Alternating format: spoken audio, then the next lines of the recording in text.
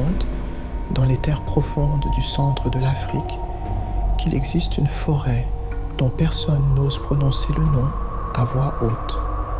On l'appelle la forêt de Nkulu. Ce n'est pas une forêt comme les autres. Ces arbres immenses, dressés comme des géants millénaires, semblent observer chaque voyageur qui s'en approche. Leurs troncs sont tordus, leurs racines s'entrelacent comme des serpents, et leurs feuilles bruissent même lorsqu'il n'y a pas de vent. Les anciens disent que chaque arbre de Nkulu abrite une âme prisonnière, une âme qui a quitté ce monde dans la souffrance et que la forêt a dévoré pour se nourrir. C'est pourquoi les chasseurs du village voisin, même les plus courageux, refusent d'y entrer à la tombée de la nuit. Un jour, un jeune homme du nom de Ebané décida de défier cet interdit. Ebané était connu pour son orgueil.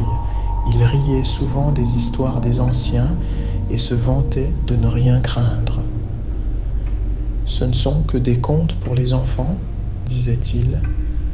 Si les âmes sont vraiment prisonnières des arbres, alors je vais aller les libérer, et quand je reviendrai, je serai plus grand que tous vos ancêtres. » Ses amis tentèrent de l'arrêter, mais la fierté brûlait en lui comme un feu. Une nuit de pleine lune, armé seulement de sa machette et d'une lampe à huile, il pénétra dans la forêt de Nkulu. Dès les premiers pas, il sentit quelque chose d'étrange. L'air était lourd, presque étouffant. Chaque fois qu'il posait le pied, les feuilles mortes semblaient gémir. Et lorsqu'il leva sa lampe, il crut voir des visages dessinés dans l'écorce des arbres. Certains pleuraient, d'autres hurlaient silencieusement. Mais tous le fixaient. Le cœur d'Ebané se mit à battre plus fort. Pourtant, il continua d'avancer. Ce n'est qu'une illusion, se répéta-t-il. Soudain, un souffle glacé passa près de son oreille, et une voix, à peine perceptible, murmura son nom. Ebané. Il sursauta, fit volte-face. Personne, seulement des troncs sombres et immobiles. Plus il avançait, plus les murmures se multipliaient. Des dizaines, puis des centaines de voix l'appelaient. Elles semblaient venir des profondeurs de la terre, remonter le long des racines et se répandre dans les branches. Sa lampe vacilla, la flamme devint bleue. C'est alors qu'il vit, au pied d'un arbre gigantesque, une silhouette humaine. Un vieil homme, vêtu d'un pagne déchiré, se tenait là. Ses yeux étaient blancs, vides, mais son visage ressemblait à celui d'un ancien du village, mort depuis des années. La voix du vieillard résonna dans la nuit. « Pourquoi es-tu venu troubler notre sommeil ?» Ebané balbutia, incapable de répondre. Le vieillard tendit une main décharnée vers lui, et l'arbre derrière lui sembla s'ouvrir comme une bouche prête à l'engloutir. Pris de panique, Ebané se mit à courir, mais dans la forêt de Nkulu, les chemins ne mènent jamais là où l'on veut. Chaque arbre qu'il croisait portait désormais un visage familier, ceux de ses ancêtres, de ses voisins, de ses amis disparus.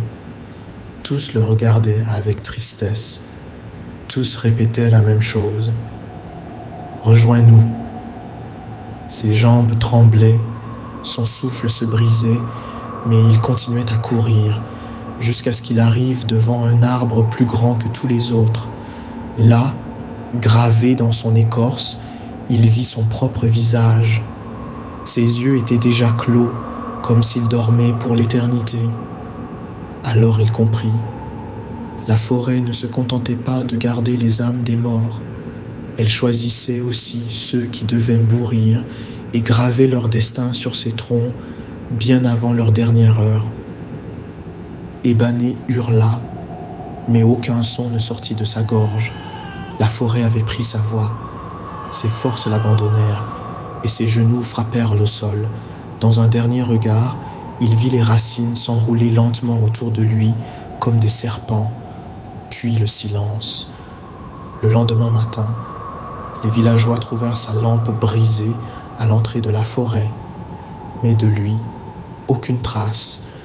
Depuis ce jour, on dit que si vous entrez dans la forêt de Nkulu et que vous observez attentivement les arbres, vous verrez peut-être le visage débané, figé dans l'écorce, vous suivant du regard, attendant patiemment que vous deveniez vous aussi une nouvelle âme de la forêt.